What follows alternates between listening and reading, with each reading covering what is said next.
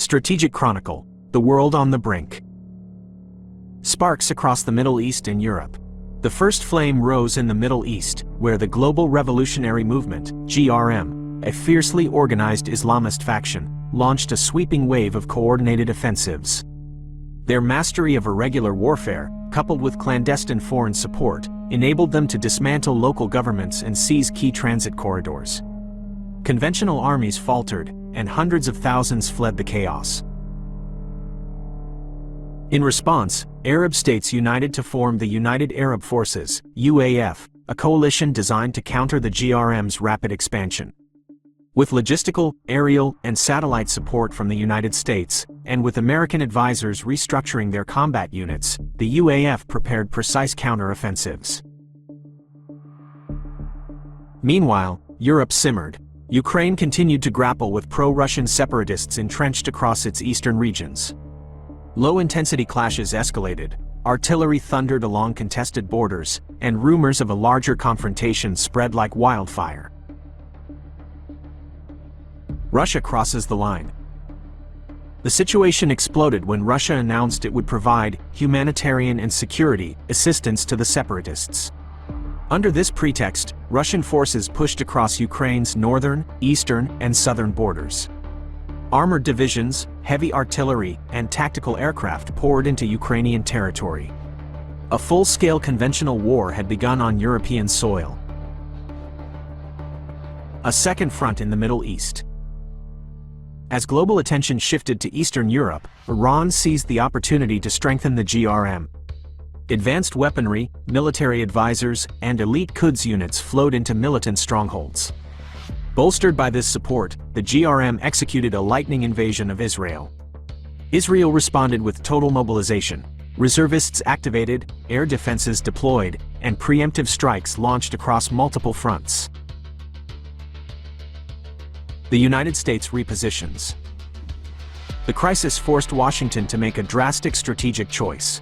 Newly elected President Kamala Harris announced that U.S. military assistance to Israel would be suspended, redirecting American attention and resources toward containing Russia in Europe. Allies were pressured to join the effort. Within NATO, Section Alpha, comprising Poland, the United Kingdom, France, and Canada, mobilized rapidly. American airborne and armored brigades crossed into Ukraine as multinational operations began against Russian forces. Iran carries out a large-scale, decisive attack. Sensing that the U.S. was now firmly anchored in Europe, Iran launched a second, far larger assault on Israel. GRM units surged forward with renewed strength, backed by volleys of Iranian missiles. Israel entered its most perilous moment in decades, fighting almost alone against overwhelming odds. NATO divides across two war fronts. Germany activated Section Bravo, deploying mechanized and air units into both Ukraine and the Middle East. The result was unprecedented. NATO and the United States were now fighting two full-scale wars simultaneously. The Eastern Front engulfed Eastern Europe, pitting NATO and U.S. forces against Russia. The Southern Front raged across the Middle East, where Israel, remnants of regional coalitions, and Western support battled Iran and the GRM. The Eurasian alliance emerges. Under immense military pressure, Russia and Iran turned to China. Beijing agreed to a pact of mutual protection, transforming the conflict into a trilateral war effort. China deployed airborne divisions, naval task forces across the Indian and Pacific Oceans, and vast numbers of armored vehicles and troops. The global balance of power shifted overnight. War reaches the Americas.